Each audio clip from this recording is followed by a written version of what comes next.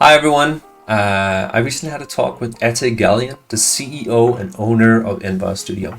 Envar is based in Stockholm and they provide 2D services as well as 3D services to some of the biggest games in the industry.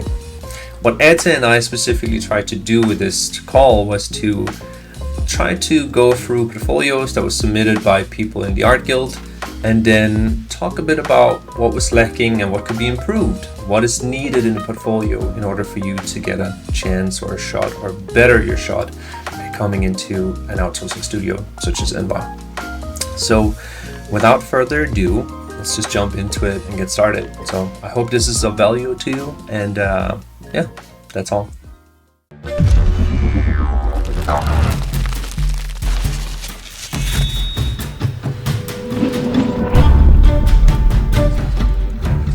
So hey everybody, welcome to our fantastic guest that took some time to be with us today, Atey. Atey and I have known each other for very, very long time. I first met Atey back in Newcastle, where we were both working for Atom Hawk, a concept art studio back then. And Atey is one of the hardest workers that I've known throughout in my entire career. He worked hard then, and he's working hard now. He doesn't. He's like a Porsche without brakes, and he's a very wonderful and generous and just lovely human being as well. So I'm really happy that you could make some time to be with us today, Atey. Thanks so much for the kind words. I'm super excited to be here as well. So yeah, I've known Esben for quite a while, and I've learned a lot from him. When we were at Riot for a while, we sat together in the same area, so very excited to be able to share some of my knowledge with you all. So a little bit about my background today. So I run a studio called Envar. We're an outsourced studio located in Stockholm, Sweden, but we work in a very hybrid way where we work with people all over the world. And our 2D department is quite big. It's bigger than most, so we have about 60 people on the 2D side. So hopefully the feedback that I give you today, it's very much from our point of view of how we work and what we look for in coworkers and the strengths and weaknesses in portfolios that we really think about.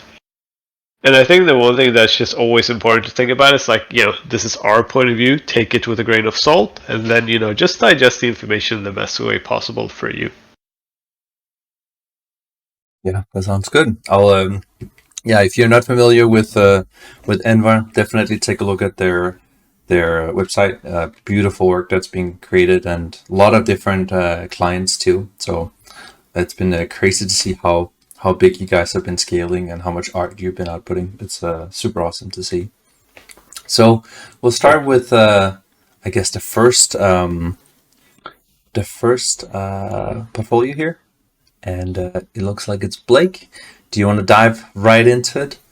Share a bit about what it is that you're seeing. What are you looking for when it is that you're looking for potential candidates for the studio? Yeah, I think for us, one of the key things is that we need to even within juniors and interns, we really need like the fundamentals to be as strong as possible because we really when we work with people, it's trying to always help you elevate the work and less about making it look correctly, which I think is a very big difference.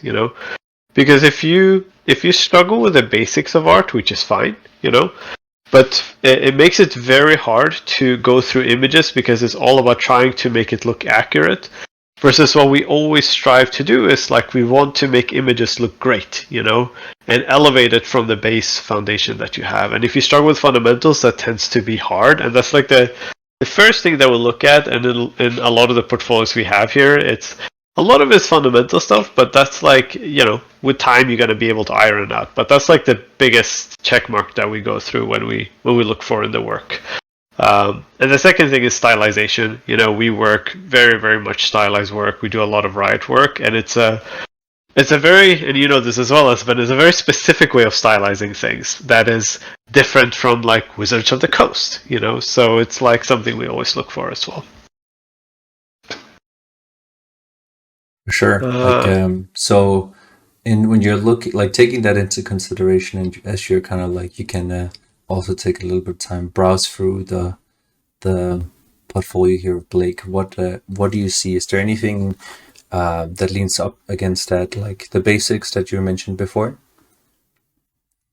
Yeah, I think the main thing when I look through the portfolio is like I feel like the main thing with the proportion, it feels very much like it was referenced heavily with very little pushing of the shapes and proportion, you know. And this is something that I actually struggle with a lot, you know. But particularly for the work we do, it is fine to use reference, but you really got to push the dynamic forms and shape to really make it as interesting as possible. Because if you take this, you know, like, and you have this reference where you use it for the pose and everything, and you sort of just paint it up without pushing it outside the basic boundaries. It's going to be very much like classical fantasy, which is something we never really work with. You know, it's more like magic. So what I would have loved to see from Blake to consider is like, you know, use the references all you want, but you really have to push the camera, the shapes, the forms, even the lighting to just give it a little bit of extra punch to the work as a whole. I think this one definitely heads in that direction, but even with that, it's like um, it's how we're framing it. It's I'm not quite sold, you know. With the light as well, it's like the whole idea when we make like I think this is we tried to do this challenge for Coven on our Discord, but we had to pause it for some reason. We're gonna pick it up again. We had to whenever we do Runeterra pieces, it's like which I'm guessing this the intent was this was is trying to create a heavily story driven moment, like a snippet out of a short film or a movie, you know. And to make that convincing, you know this as well as Ben when working at Rice, like there's so many layers you have to make it work correctly to sell that. It is the lighting, it's the composition, it's the framing of the character, it's the elements you have in the image. And lining these up correctly, which is like making the whole thing convincing, is what we really look for. Because when I look at this, there's still some areas issues with the anatomy. There's still some stuff with the lighting, which breaks the illusion that we really want to see in work like this. Okay, so what I'm hearing a little bit is it's not so much the rendering, it's not so much the material of, and that is actually looking pretty good. It's more Yep. the cinematography in that sense. It's how the picture is composed, how the perspective is currently working, and then the story that's being told, and really optimizing that part of the process. Is that understood correctly? Yeah, exactly, exactly. And looking through these pieces, and it's like a lot of these are like cropped the same way, you know, like almost at the knee. And I think, especially when doing illustration, Blake, like you know, push your freedom and creativity. It doesn't have to be. You don't have to see the whole design. You know, you can zoom in a lot, and this is where looking at cinematography is so exciting, and there's so many cool ways they go about framing images. Because specifically for Runeterra, which is like our biggest illustration project, we have, I think we're 25 illustrators on that right now. Um, we really want to capture cool stories, you know, and it's not really about selling the design. So that is something that if I was doing this and I was like thinking, oh, I want to work on Runeterra, I would think of it in a way as like, how can I really sell a cool story and less about showcasing Ari and the VFX in this? Because to me, that's like the big thing is like, when I see it's like I want to paint Ari, you know, and I want to show her with VFX, which is great, but I think the story element is not really there for this one. All good. Do you have any resources in terms of like what is one of the best resources you found on cinematography and composing an image?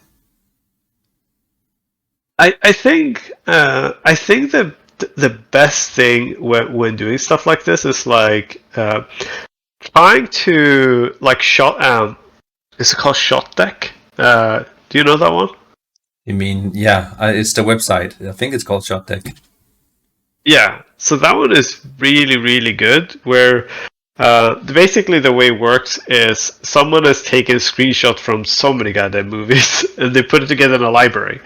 So if you type in like dramatic lighting, it'll show you a bunch of shots from different movies that have dramatic lighting, and that could be a really cool source of inspiration instead of, sometimes we can't think of a specific reference, so that is a really good resource to help you pinpoint if you're looking for something specific. Awesome. Thank you. Thank you, Atey. Shall we? So I'll throw in a little bit of a question in between some of the portfolios too. Yep. One of the questions is, for example, at Envar, are you taking interns? Is that like a position that you guys have? And if yes, what are you looking for when you apply for as an intern? Yeah, we actually have 2 interns at the moment. And we do a paid internship as well, which is, I think, different from many studios. And for us, what we look for is really like the dream scenario is that the fundamentals are fully there, but if they were there, we'd hire you. We wouldn't take you in as an intern, but it's to find people with a solid understanding of just making art in general, and having a sense for pushing stylization aspect of the work. That is something that we look for primarily because like we just work with stylized work, so we really just want to see people who are pretty good at that. And we have 2 categories in the studio, which is like either you are illustrator / character designer or you're environment artist, because within that it encompasses everything. And then we sort of have the one-offs people who are maybe an environment artist who can also do creatures, which is also great. But we look for people who can fit into one of those 2 categories and who has just as good foundation of their work as possible. That's good. Where can one apply for these internship? Is that something that's on your website? Where can they find them? So we haven't put it up on the website. It's more through like people we found who we actually wanted to hire, but they weren't ready yet. So we sort of like reached out to them. But we are going to put up something on the website probably next year, and see.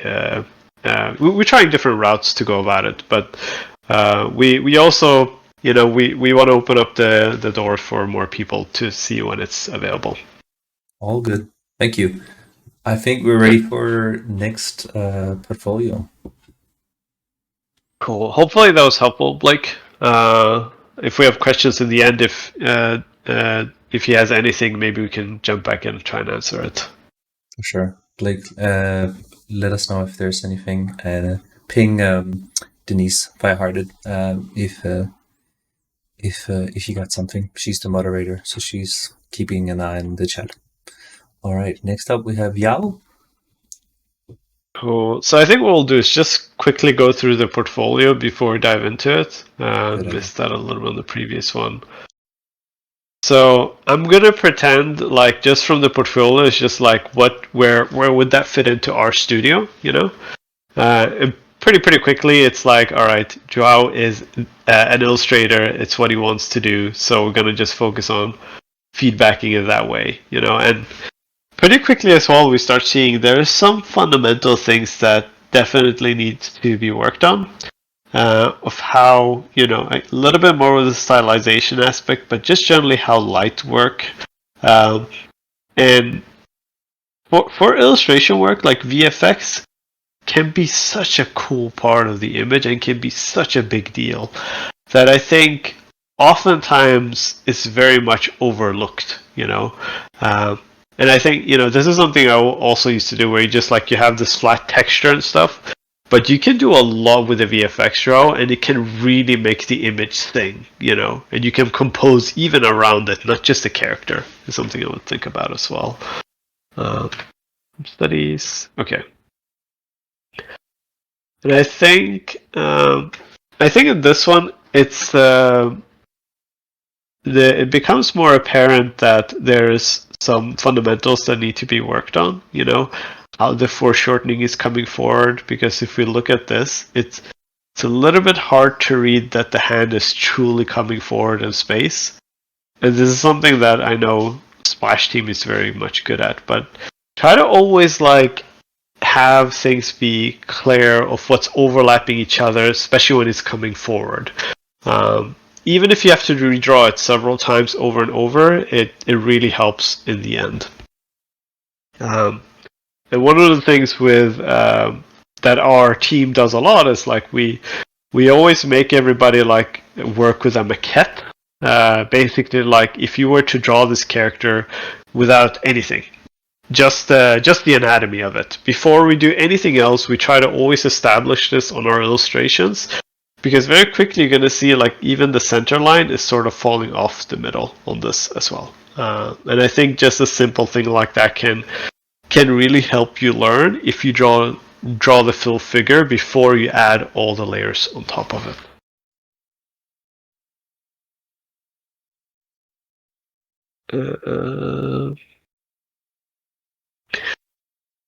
And I think this one is cool, but I think here so we're struggling a little bit with perspective in the image because it's getting a bit confusing. I feel like the background is going in one direction, but the character, like almost like the bottom here is in one direction, and then you have this part in another, and the character in another. You know, and it's very important to keep it consistent through your pieces to like again trying to make this image convincing that it's like an actual real moment, because I like to think about it like this. You know, whenever you make an image, it's like a film. You know, if the CG is not there, it's going to break the illusion of what is happening. You know, and same with art. If there's issues with the how we structure the image where the viewer can tell something is not working, like the anatomy perspective, it breaks the illusion. So it's super important to get it set up properly in the images. Totally. It is that sort of thing of like that's also coming back to the fundamentals too, right? If there's one of the fundamentals or several that is not aligned with each other, like the spell breaks. Yeah. And I think there's many different ways, because I remember when I was starting out, it's like even if you sit and play around with a little bit of 3D, it's just going to help you think about things, you know, because if you were to build this in 3D, you know, with SketchUp or something, you don't have to learn any complicated program. You're going to quickly see that the way you're framing it doesn't quite work if it's a little bit hard to imagine with setting up the perspective on your own. Yeah, I think that's a good note.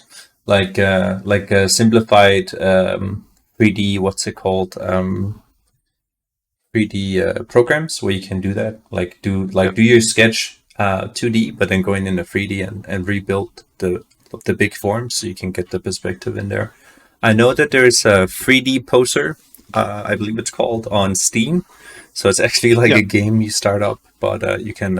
It has already a bunch of posable characters and some props and all that. I think it's fairly cheap.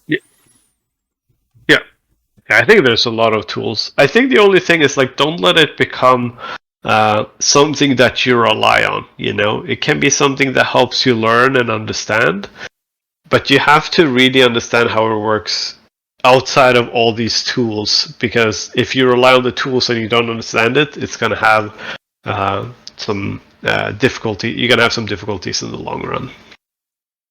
But I think as a whole, you're in a good path, Joe. You know, just got to keep jamming, work on some of the material definition, and trying to really like iron out some of the fundamentals. I see here as well the background is sort of falling a little bit flat. And just got to take some time to iron that out. If you had to say one fundamental that Joe should spend his next 2 months on in order to improve, which one would you say is the highest value one? Perspective.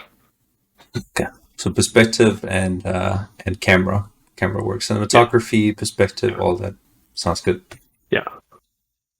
That is, I don't know, like.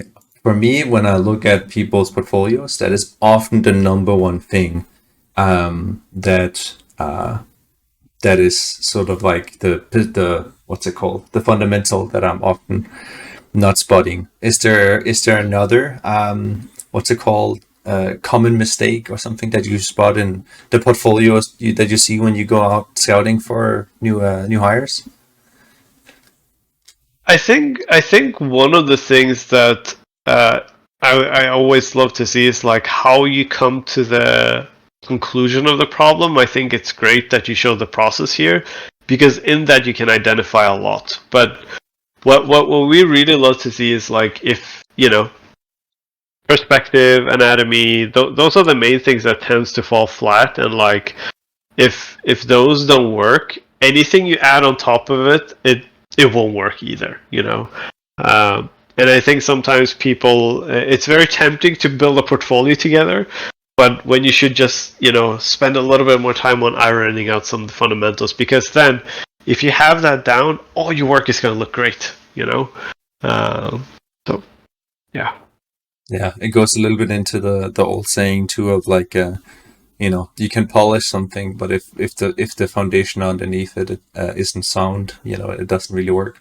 It's a little bit like Yeah. putting in the windows in a house that doesn't have the walls probably put up. Yeah. Yep. Yeah. But yeah, the Cool. foundation sounds good. We're ready Okay. for the next one. We're at the 20 minutes mark, so we're actually really good on time. All right. So we're following Let's keep following going. this along. Thank you, Joe. Yeah. Thank you. If any questions as well, can just let us know, and maybe if we have time in the end. Yep. Uh, I don't want to butcher this, so I'm gonna say just Liu, hopefully, or good goof Liu. We'll say that. Cool. Let's take a look.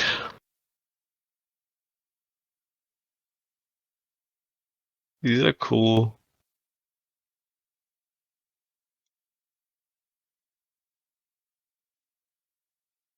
I actually like when people do fan art. I know that sometimes that's like people say don't do fan art, but it's like if you do great fan art, it really showcases what you can do, and it's like generally doesn't matter what subject matter you do.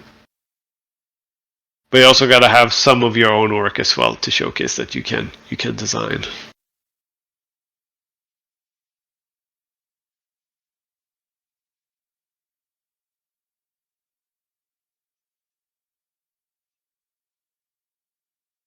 That's cool. Having a hard time reading. Is this the weapon? I think so. I think it's the handle Yeah. of the weapon. It's a little confusing. Yeah. Yeah, I think the image is cool, but I think when I look at the weapon and I think of the size, I think it would need to be tilted a little bit more at an angle. Um,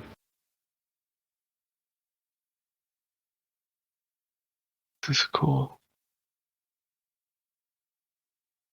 Here as well, a little bit issues with the foreshortening. I think as a whole, there's some cool stuff in the portfolio. Keep going a little bit more before we.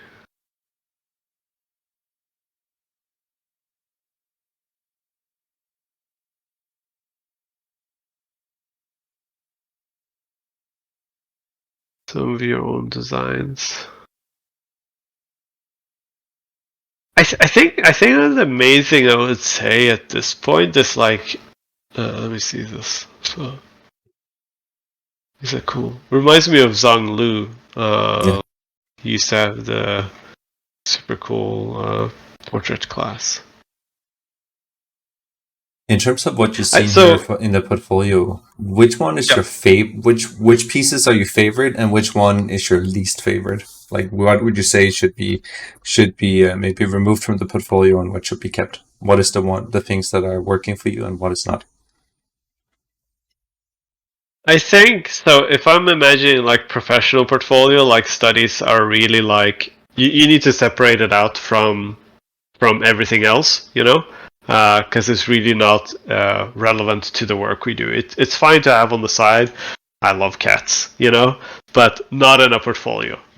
I would say probably though the Diana one is the strongest one. I think the lighting is really really interesting.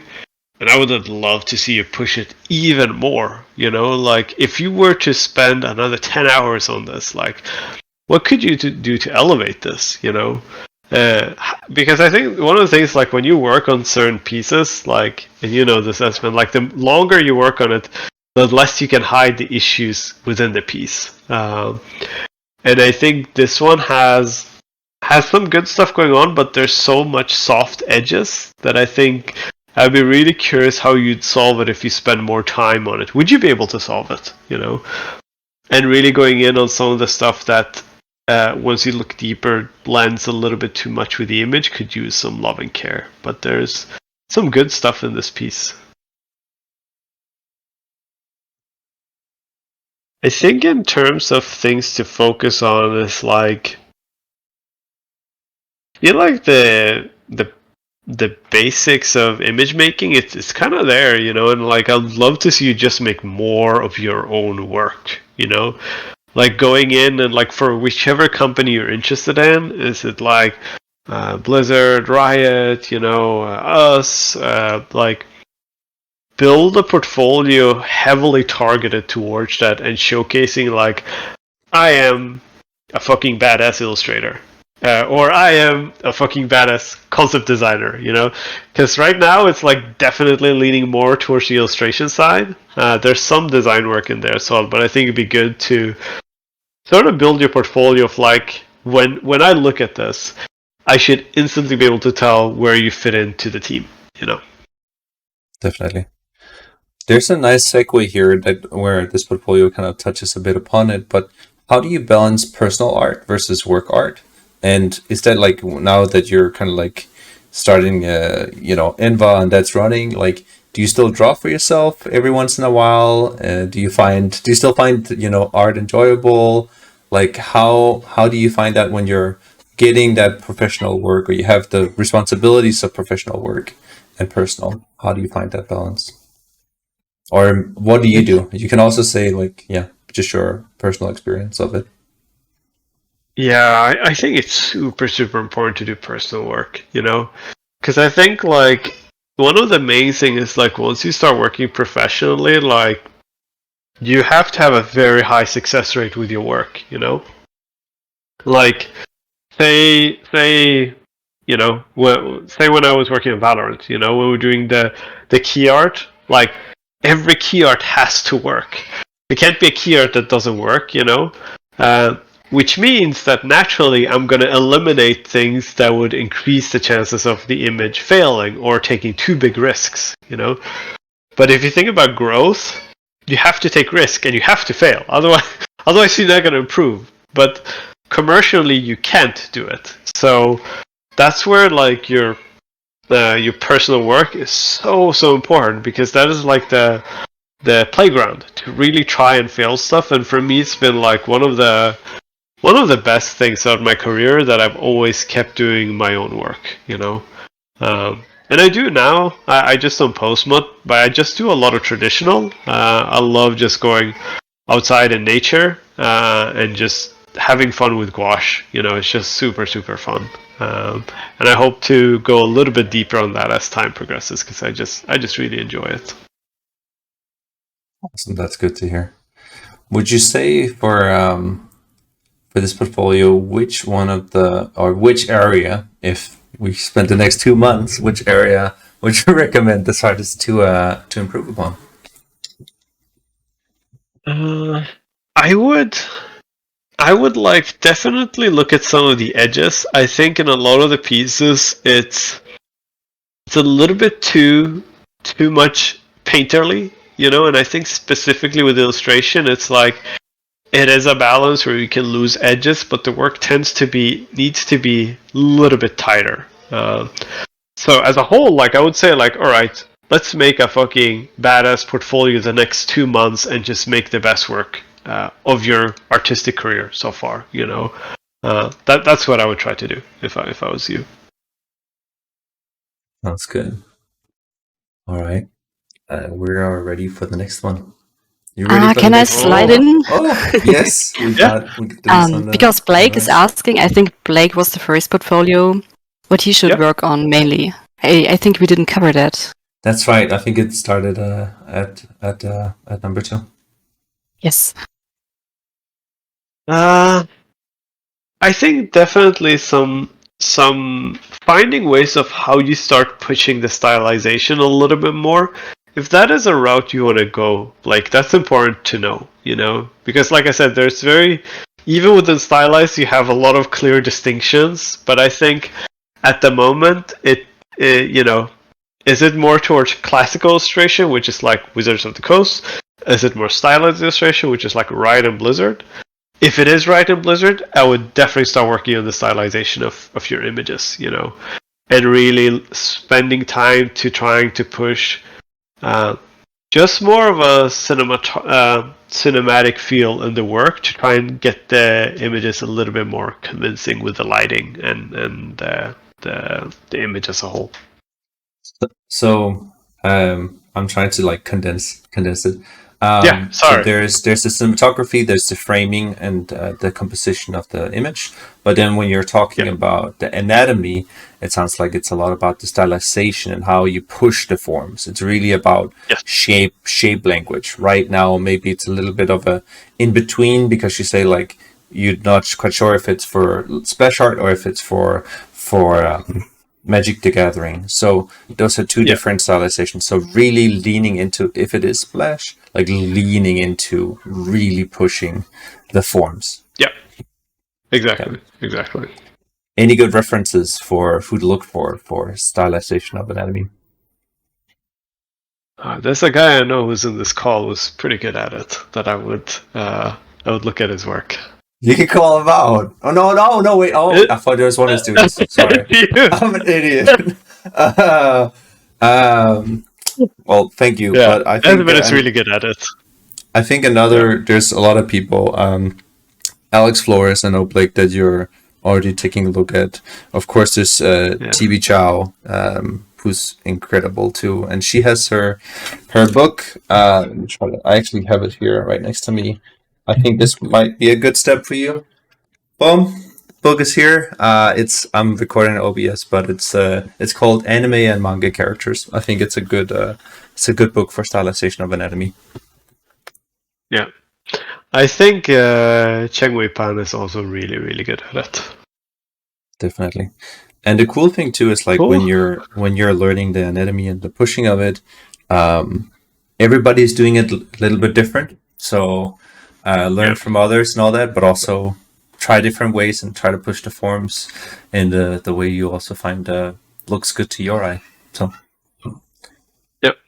coolio. Thank you, Denise. Oh, yes. Thank you so much. No problem. Cool. All right, we good to keep going? We're good to keep going. Looks like we got Jin up next. All right, cool. I'll take a quick look through portfolio as well before we dive into it. Yep. These looks a little bit like Hades inspired. Yeah. Some cool iconography. I think for these maybe they're a little bit too detailed, considering like if they're going to be in like a game, right? Maybe they're going to be even smaller than this. So I'll probably try and find ways to be a little bit more simple. But this is cool. I can see there's some a little bit of the graphical feel that Valorant has, which a bit biased towards, but I think it's very, very cool. I think this is interesting because I think here it is much more successfully executed, where it is more tastefully done, and I think here it's a little bit too much on the nose. It's something that I see with a lot of people trying to do Valorant art style. It is really hard because it is kind of simplistic art style. But it's about trying to find the right shapes in your images and simplifying them down to be just appealing shapes. And I think the thing people generally lean towards more is just like, I'm going to make all the shapes just choppy and graphical, which sometimes becomes a little bit too much to take in when you look at it.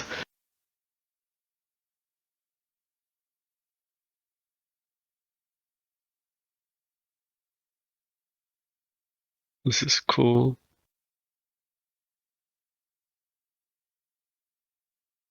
Hmm.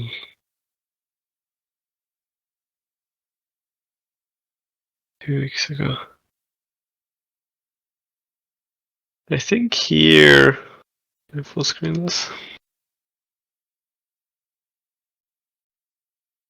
I think here it's getting a little bit hard to read the forms, what's happening here. And I think some of the materials are not as convincing as I think you can make them. And just a side thing, I think when making a portfolio, like so far we ran across 3 different art styles. It's just always to think about like I would tend to like I would think of it as a package, right? Like when you present yourself, Jen, this is what I do, you know? And most of the time, it's like the likelihood of it matching the project you're going to work on is going to be small, unless you get lucky. But if you can show like something that you can do really well, in most cases, it can be massaged into a project, a potential project. But I wouldn't have like so many different art styles in your portfolio, because then for me it's like, okay, this guy or this person is definitely at a learning stage, which is why they're trying different things. But when you want to get hired, you want to show like, I'm past that stage of learning. I'm ready to do some cool shit. You know, just something to think about. I think presentation-wise, these are really nice though. Like layout and all Yeah, that. It's like super nice. yeah, yeah.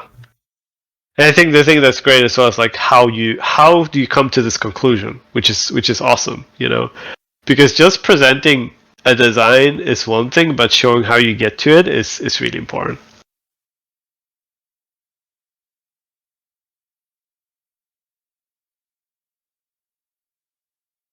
I think he actually shows some of that in the picture below there, right? He shows a little bit of the Yeah. inspiration board and all that. Do you find that sufficient, or do you want to go even? Do you want to see even more of the nitty gritty of the process, or do you find that this is a good enough explanation of No, it? this is awesome. This is awesome, because then I can sort of follow your train of thought of like, oh, this was the decision that they got made, and then this is where we ended up, you know. And then you can discuss if something else should have been added here, or if should have used some of the existing designs. But it's just super interesting to see more than just the final version. I think for the final version as well, we can definitely push the level of finish, because this is like the cherry of the cake, right? We want it to be as good as possible, and I think some of the rendering and some of the lighting could definitely use a punch on this to take it to the next stage.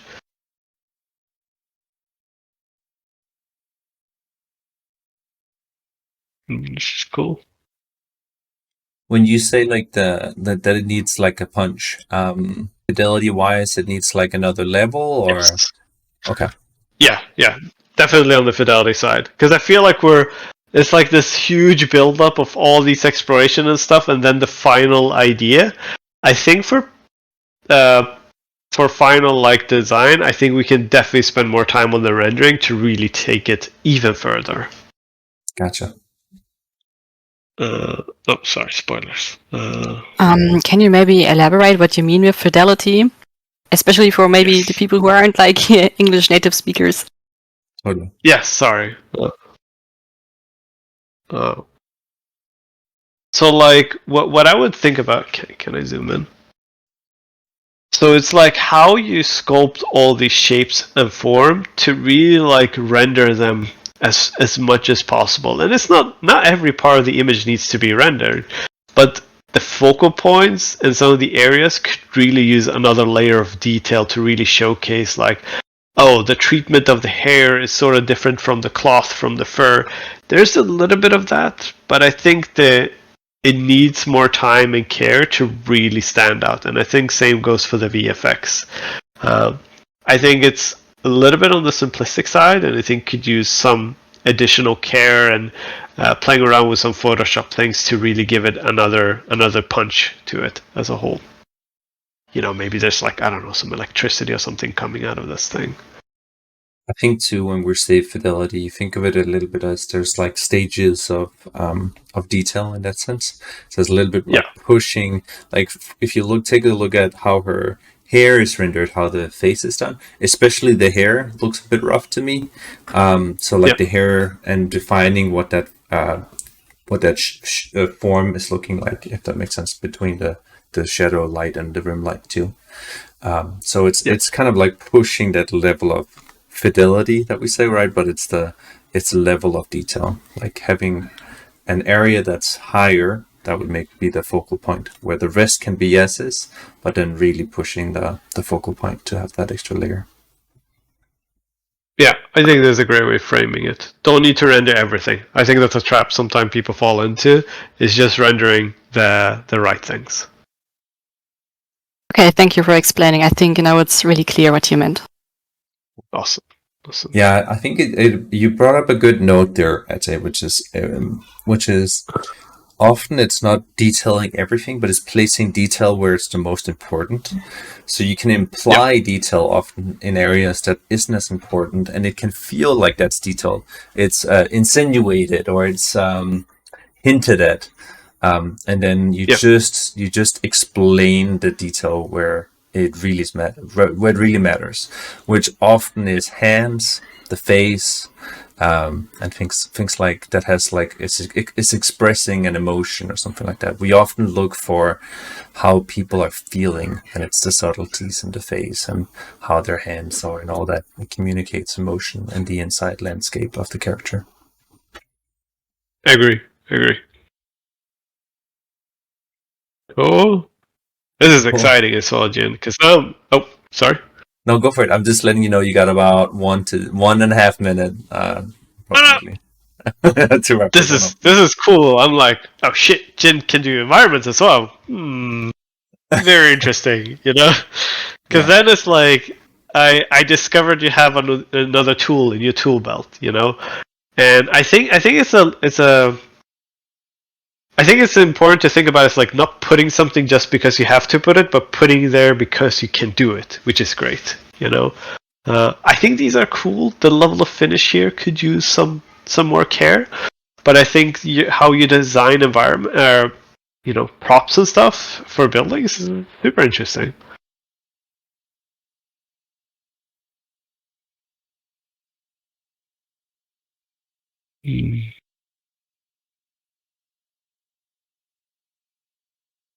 This is cool.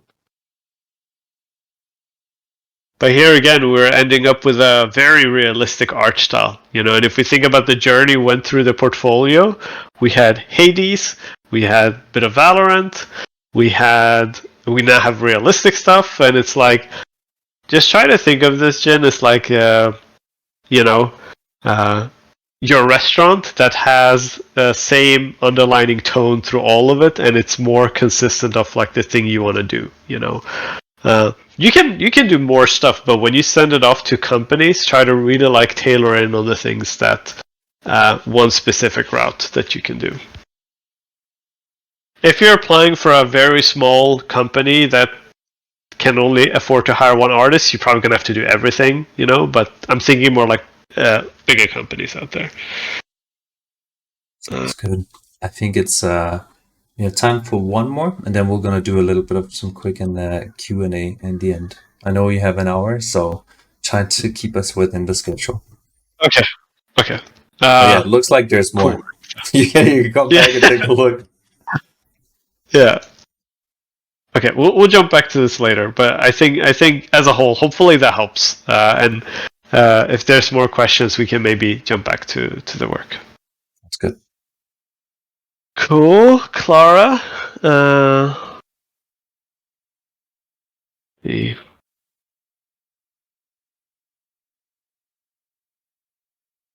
So I think for these are interesting. I'm trying to like, okay, where would Clara sit in the studio? I'm trying to like pinpoint.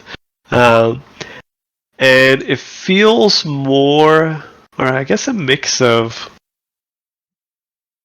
Let me see some more work before I. This is studies. Study. Okay, I think there is studies. Then we have some more work here.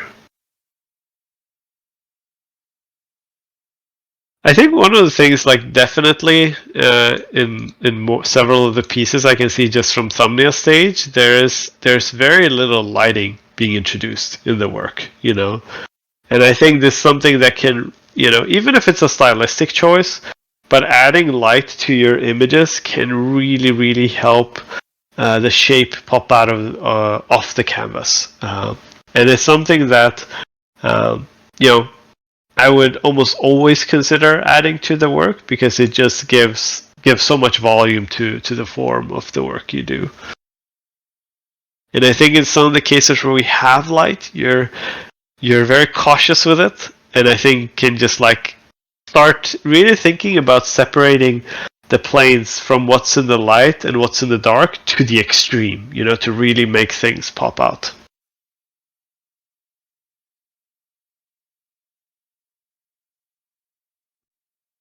Kind of curious. There's one. It looks like there's a blood elf or something a little bit further down the portfolio. Kind of want to see that one. Yeah. It's the second to the last. Oh, there's a Lion Decker study. Yeah, this one looks good.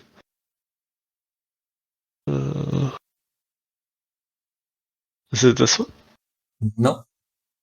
You won't be in doubt when you see it. Okay. I think it's the next one. Okay. But even as we tick through a lot of these, those that aren't studies, you're not adding the light or the shadows, and I'd really love to. Is it this one? Yes. Why is my internet so quick?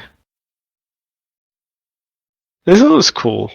Here's definitely like adding more light and shadows to it, you know, and already pops out so much more. And there's several ways to do it, you know. You can go really graphical in some parts, and some parts you just have more of a value transition. But I think probably one of the biggest things, what I would do is really start working with more light in your images. And if it's a scary topic, you know, like there's many ways you can approach it.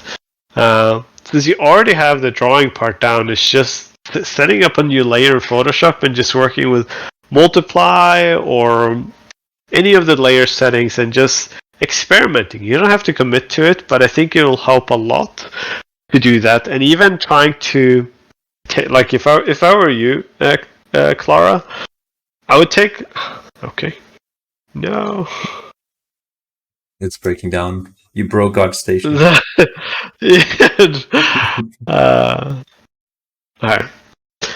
I would take this file and I would try to paint in different light scenarios to really try to get some reps in on what that could look like over and over again, you know. What does it look like if you put a backlight behind her? What does it look like if you put a soft overhead light? What does it look like if you put an intense blue underlight or red underlight? Like, think of it as you're drawing as like almost like in 3D form, and how would you light it? And I think you're going to learn a lot from it, and you're going to realize it can really help elevate the work that you do. All right, so for Clara, it's focusing a bit more on the light part. Is that correct? Yeah. Sounds good. I would add a separate thing. I don't know if you do any traditional Clara, but like I do a lot of gouache, and it's like it's kind of fun game where there's no undo, right? But you have to always think about how are you going to layer your image to make the values and the light work. And I think it's going to be painful. I'm not going to lie. But I think doing that is with traditional media is going to give you just another point of view at looking at it as well, which I think could be super helpful. Sounds Cool. good. Yeah, then Okay. I think we'll open it up. I'm so sorry, Una, but I think we'll open it up for last 10 minutes of some Q&A because I know you gotta head out afterwards. So I think we'll open up the questions. Denise, have you has there been any questions in the chat? Yes. The first question is by Evo Nano. And they ask, do your character and environment artists collaborate for a single splash art at times? Yes. We collaborate a lot in the studio. And we tend to try and balance out people's strengths and weaknesses, because whenever you don't work on something you're not comfortable, the stress level will go up. And we try to always balance it out so you don't get stressed up. And if someone is better at something, we'll have them help. But I also try to challenge people so you don't get too comfortable and like always doing safe zone stuff, because then you're not going to improve either. But generally, like, you always will get help when you need it from someone else on the team. Okay, that sounds great. Another question from Evo. Does Envar have streamlined methods for splashes, or do each artists play to their strengths exclusively? If we have a set process of how we work? Yes, I think if there's basically like a streamlined process. Yeah. So basically the way we work is we really try... Can I go to our ArtStation? Is that okay? Yeah, I think that's totally fine. Because we have a pretty clear example there. I think this was pretty good. So like we sort of have this process where we try to solve as much as we can in the drawing stage. So whenever we go past that, both us and the companies we work with, there's no questions later of like, oh, can we change the pose? Can we do this? It's like everything is decided on and everybody's happy with that. Because after that, it becomes a lot easier to like trying to finish the image when you answer like the big questions early on. So trying to solve all the questions early with drawing and lighting, and then you do the rendering. So we try to keep it. So you guys keep it kind of like in two different stages, right? Which is, one is the planning of the image, the composition, the anatomy, the perspective, and then once that all feels good, then you go in and you start to apply the lighting, the mood, the material rendering, and the painting part. Is that correct? Yeah. Okay. This is another one where I don't know if you can see it on the stream, but we had like the drawing was there and it's just like blocking in the light quickly in the piece, and it's pretty true to the original. But trying to answer all the questions at the early stage to avoid having any confusion later, because it's neither fun for the artist or the people who work with if you have to start fixing things later. So it's like an agreement we make. This is the direction we're gonna go. Speak now or hold your silence until the image is done.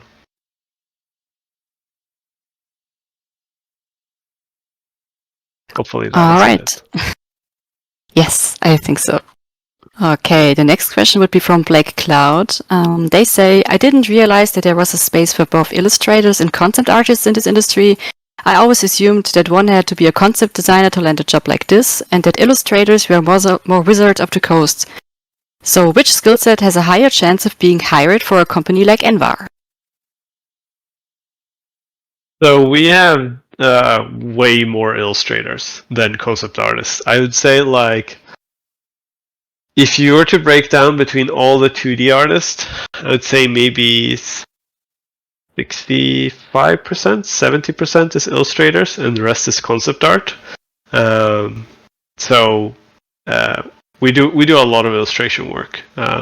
But we also have illustrators who can design as well, which is like that is like amazing if you can do that. So yeah, but mostly illustrators. Okay, thank you. I'm gonna be a bit faster with asking questions because we have only 7 minutes left and there are still 5 or so. All good. We can go over if we need to. If we need to go over 10 minutes, it's fine. Okay. Okay. Good. Seth is asking, what is the best way to get your portfolio seen? By directly reaching out, or would you recommend a different method? Don't PM me on LinkedIn. I'll tell you that. But what I would do is like best thing is do great work. We are gonna find it. There's no way we're not gonna see it. And if we don't see it, someone else is gonna see it. So I would say the safest thing you can do is like make the best work you can. People will see it. Put it up on ArtStation. ArtStation, if you don't like it, can put it elsewhere, right? You can put it on Twitter. You can put it on Instagram. People will see it 100%. And if it hits there's this invisible bar. Like if you're at this level in terms of art skill, you are gonna get hired because you can do professional work. And if people see that with your work, they're gonna pick you up straight away. Yeah. I think often there's a bit of a misconception with when you're trying to go and you're trying to break into into a studio, into the industry, which is a little bit of underestimating how many hawks there is that are waiting for new talent. Yeah. Often you don't need you need 1,000 followers or whatever. No, you don't. I know some incredible artists that are really, really amazing, and they have 300, 500 followers or something like that. But as soon as somebody finds them, they're like, oh, there's some really interesting elements here. I'm gonna keep an eye on this person, because everybody's spying on each other. And when you find somebody who has something that's really awesome or interesting, people are gonna tag along and keep an eye on them. So I think it's great advice, Atey. It's focus on the work, focus on pushing that skill, and when that threshold of your skill is good enough, people are gonna take notice. Yeah. I can give you an example. We had, I think there's 2 or 3 members where I watched their work for months. I was like, this one person, Iveta, she's still with us. She's very, very talented. When I first came across her work, she's like, she's good, but she can't do it yet for what we need.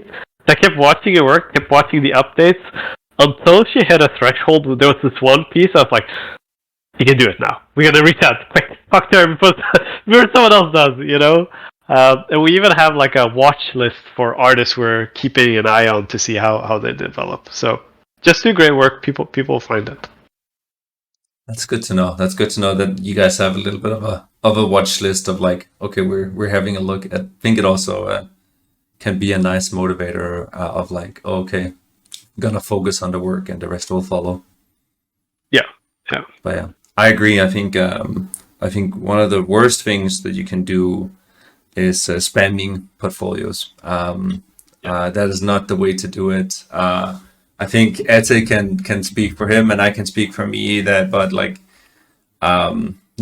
We do get a lot of portfolios sent our way, and it's just I want to help, and I know you do too, Atey. But if you say yes to one, why don't you say yes to the other? And then all of a sudden, what became one portfolio review becomes 3 hours of your time. Or way more. It never sort of ends. But there's definitely there are portfolio reviews that are happening online. This is one. I know Envar has been doing it also on YouTube. Then there's at conventions. There's also portfolio reviews, and I think this is a great time to go into. If you can already tell us, Atey, will Envar attend any of the art conventions this year or next? Where can people find you? Where can they snoop up some portfolio reviews with some more time? Hopefully, we're gonna be at Cave conference in Viborg, which is in Denmark. I'm blanking on the dates on top of my head. September the 28th and 29th. Yeah. Well, yes, those dates. We're gonna be in Viborg, and we're gonna have me, one of our lead illustrators, one of our concept artists, our recruiter with us as well. So can talk to any of us. That you're gonna get great feedback from any of us. Awesome. Is there any others that are already booked in the books, or is that what's there? I think for this year we have one in Sweden called Swedish Game Conference. We might go to, but not decided. But for sure, the Cave Conference we're going 100%. Sounds good. Is there any chance you will visit LBX this year, or are you Europe only? Lightbox? Yes. I don't think we're gonna go this year, to be honest. We went last year, but I don't think this year we're gonna go. Okay. Yep. Okay, cool. Then, 1 second. Keenan is asking, do you have any tips to emulate the Valorant graphical style? Better graphic style? The Valorant. Yeah, basic Valorant. Oh, Valorant. Sorry. All good. Let's see. I think Atey. Oh, yeah, he froze. He froze. The question was too much. The question was too much. I will. I guess I'll try to answer for Atey while we wait for his connection to come back up. I think Keenan, a good way to do Valorant style is to limit and put limitations on you. So what that means is you simplify as much as you can. You don't work with too many values. That meaning is that as soon as you start putting more than 3 values, you're going to start getting it muddy and you're going to start losing the overall balance, which is what is so much of the Valorant style, is the shape design and the proportions and the planes. So a good way to start is to confine yourself to 2 values. And once you got that structure down and it works, then you implement a third. So I think that would be the thing. A 3 value structure, and then you can add on top if need be, but you want to keep it simple and you want to let the drawing underneath do the talking and the painting kind of being as simplistic, and then go a little bit up in complexity when you have a really strong base. Okay, thank you, Aspen. Shall we continue? I think you would also be able to answer the next question, but I'm not sure. We can try. Yeah, it's all good. He'll Maybe he's restarting now. Yeah. Maybe I think it could be that his internet maybe failed. So, but I'll gladly take the next one. Okay, yeah, the next question is also about basically working in a team and how new artists get integrated. Novi asks, question about new artists joining the team. What are the expectations of art directors, team leaders? For example, does a new artist have to paint a full Legions of Runeterra illustration from start to finish, or do they work and collaborate on smaller parts of the image? So I think it depends on the studio and it depends on the piece. So if it's for something like Legends of Runeterra and what studios like Envar is doing and also other studios are doing, which is there's going to be times when you're going to be able, or you're going to be given the curveball to take something from start to finish. Maybe they'll monitor you if you're in like a junior or associate. So they'll look a little bit over your shoulder, like how, as you're going through the stages, like, are you starting to spin? Are you starting to struggle? Are you starting not to be able to solve the problems? And if that do, then will help with, bouncing, paint overs or doing more collaborative work in that sort of sense. And playing to people's strengths in that way. So it really depends a lot. I think for an art director, they're looking more in terms of is the overall thing going in the right direction? And they will maybe help with feedback. But for the most part, with a studio like Envar, it's really your team that you're leaning up against. So they will be the one who's going to be helping, giving you pointers or what needs to be worked on. So you'll have your lead often. Or art director, depending on the studio, yeah. So your lead or art director to help you kind of tell you where to do it, and then your peers. Hey, welcome back, Atey. Welcome back. Thank you. Sorry, internet is just... It is something. It's all good. No worries. We thought something like so that. I heard, that happened. Yeah, so I heard the question about the Valorant art style. We already answered that one. I think perfect. the next one you can take though. So if you repeat the one, Denise. Novi asked question about new artists joining the team. What are the expectations of art directors, team leaders? For example, Does the new artist have to paint a full Legends of Runeterra illustration from start to finish, or do they work and collaborate on smaller parts of the image? It really depends on the seniority of you when you come in. If you're coming in as a junior, definitely the expectation is way less, and we don't expect you to paint an image from start to finish. But what is important for us to try and see, like, what can you do? So we'll give you a piece to see what you can do with it. But if we find out, okay, this person is struggling with this and this, we'll have them help someone else on another part of the image. But if you're coming in as a senior or mid, we kind of want you to be able to take it pretty much from the go in the beginning. Yeah, thank you. That makes a lot of sense. But it's good to know that when you're like a junior coming in, that people don't expect you to already be able to do all the heavy lifting. I think that was a bit of the intention of the question. Yeah. Okay. Then the next question is from Theo. My question about the industry. I've been increasingly struggling this year at finding work and noticing less and less postings popping up, especially for concept art gigs. Is this something you have opinions on? Do you think there is a shift in the industry, or has finding client work been slower for Envar, focusing less on expanding and more on holding onto and training talent? I think the economy across the world is in a very bad spot. Something we see as well, but it's like so many companies are just shutting down. They can't even function. They can't even afford to function. And the last thing is, like, if you can't even have the money to pay people do the work, you're definitely not going to hire more people.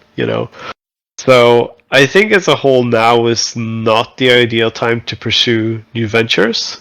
You can, of course, but I think just the economy is like, not even thinking about all the outside factors, but like economy across the world is not in a good spot, which affects like everything, in terms of hiring. We also have like a hiring freeze, like we're not hiring any role unless it's specifically to join any of the existing teams, Okay, thank you. I think we're all feeling that. We're all. It's very present. Yeah. There's a lot of things that go into that, but yeah, there's a lot of major moves globally that are happening, not just in the industry, but in every industry, because it's economics and world economics at a big scale. So it sucks, and I wish there's something that we can do, but it really just is out of our hands. So I think if you're an artist and you're looking to break into the industry, it is a high ask, and I know that it's but I think your best shot is to provide as much value as you can, which means creating the highest quality asset that you can, right? Because other people are hiring you to be able to sell a product in that sort of sense. So you need to be able to create value, and that's the way to get picked up the fastest. If somebody can see that they can slot you in a team and you can function like you're like approximately well, maybe there's a bit of oiling of the engine and a change of the brakes that needs to happen, but then you're pretty much good to go, then people are gonna take the shot, I think, and the chance. Yeah. And I think one of the big things as well is like, during COVID, it was like a hiring boom for every company. It's like it was so crazy, and all the crypto stuff is like, we hire everyone in the world, and then it's like, oh wait, the finances doesn't go around. Quick, get rid of people, So it's just issues that happen. That's just we see the side effects now. Okay. Damn, we're already. If it's a bit grim, but yeah. Oh yeah, we have to change the subject to a bit happier theme now. It's all good. We'll take the good with the bad. Yeah. Yeah. I mean, if you're fucking badass, we're gonna hire you. I'll tell you that. I guess it's just another reminder to focus less on social media and promoting your Instagram account, and more to focus on your skills and mental health, so you can be the best you can be. Yeah. And Okay, so the very last. Sorry? Consistency is super important to that too. I think it's like, I think just a little bit of a snippet, but in order to improve sometimes to keeping a consistent sort of routine is super important. Like a good routine that you can stick by is way better than adding all this pressure on your shoulders that you cannot lift. So it's better to lift what you can and then work your way up to being able to lift more, because there's also a little bit the law of momentum, which is that you start slow, but then as you kind of get going over more days, you'll start to gain some momentum and you'll start to be able to lift heavier stuff. Yeah, I think that's great advice. I feel think, like. Oh yeah, go for it. Sorry, No. You go first. No, go for it. What I often see is people start out and they're maybe a little bit advanced, but they expect to paint like a whole splash themselves, and they haven't like did the other steps, like they haven't really practiced rendering or whatever, and they just want to start on making a full splash. And that's like going to the gym as a beginner and you try to lift 100 kilos or something, and of course you will probably break your back trying. And that's why I think that's great advice, that you start small, and that you maybe start by, I don't know, even just drawing for 10 minutes a day or something, picking up the pencil, doodling, and then slowly increasing the time. And I think that this also happens naturally because, you simply want to start making bigger drawings, bigger paintings, so you will also need more time for it. But don't start from zero and then go to five hours drawing, painting nonstop, because that's probably only lead to frustration. I will add one thing to it. I fully agree with you, but I think people generally can do more than they think they can. You know, it's just like the gym. I think that's a great example. You don't have to go 100 kilos, right? But instead of doing 10 kilos, you can probably do 20. And I think that goes for a lot of things outside of art. It's like we all can often do more than we think is possible. It's just not everybody goes for it, which I always encourage, but obviously don't do the 100 kilo thing. Definitely. Yeah, that's true. Yeah. Definitely. It's a really good analogy though, like of going down and starting to lift 100 kilos. It's a lot of elements that you're balancing when you're doing something like a full illustration. So I think building up to it is definitely the way to go about it. And also sometimes going in and trying to lift a little bit heavier and failing sometimes too. So it's that dance, because it is also, as you say, you both of you are kind of painting the part of the picture, which is when you overextend and then when you underextend, and it differs from individual to individual. So if you're a little bit more cocky, a little bit, you think highly of yourself, you should probably lower your weight a bit and then just do it right and do it properly and make sure your form is good before you start ego lifting a whole lot. And if you're a little bit more timid and shy, you should probably put 5 kilos or 10 kilos extra on whatever you're currently lifting. Yeah, absolutely. Okay, before we go on another tangent, let me just look for the last question so Snati can leave. Any color and light courses you would recommend to us? Color and light. Ooh. I don't know if there's a specific course that I would recommend. There's a lot of really good ones out there. Like, I know Sam Nielsen is very, very good at explaining. Nathan Folks, also very, very good. I would say, like, painting from life as much as you possibly can.